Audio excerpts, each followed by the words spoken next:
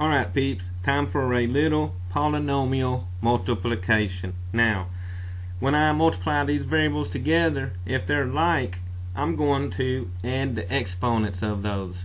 Now, watch as I multiply a few polynomials.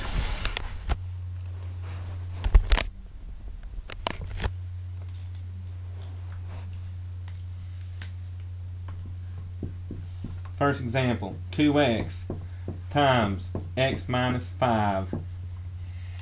Alright, I need to use the distributive property here, which says take this outer term and distribute through these parentheses. So I got 2x times x. That gives me a 2x squared, because remember, basically the exponents on those variables are 1s since there's no number there.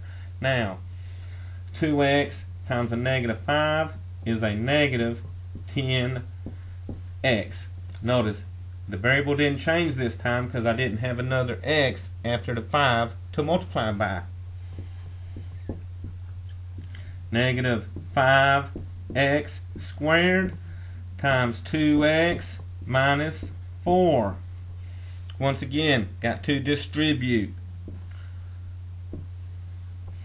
Taking that negative 5x squared through the parentheses. Negative 5 times 2 gives me negative 10. X squared times x. Once again, there's a 1 there. 2 plus 1 gives me 3. So that gives me x to the third. Now, negative 5 times negative 4 is a positive 20. I had an x squared. Nothing there to change that with. So final answer, negative 10x cubed plus 20x squared. Alright, let's jack this up a little.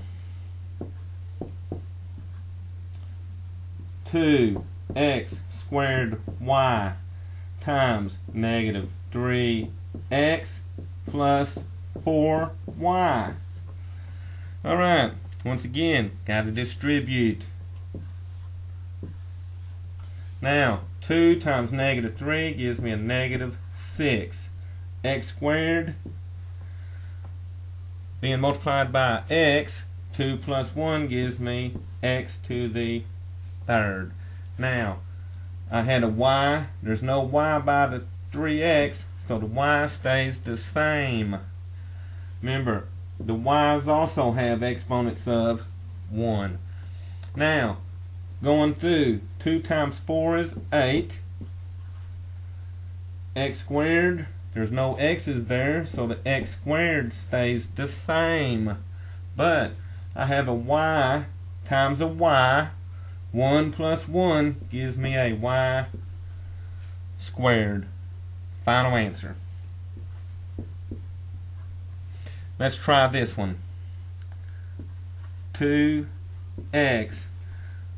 and inside parentheses x squared minus 3x plus 4. Well, 3 things inside the parentheses means the 2x gets multiplied by all 3 of them. 2x times x squared gives me a 2x to the third. 2x times negative 3x is a negative 6x squared. 2x times 4 gives me a positive 8x.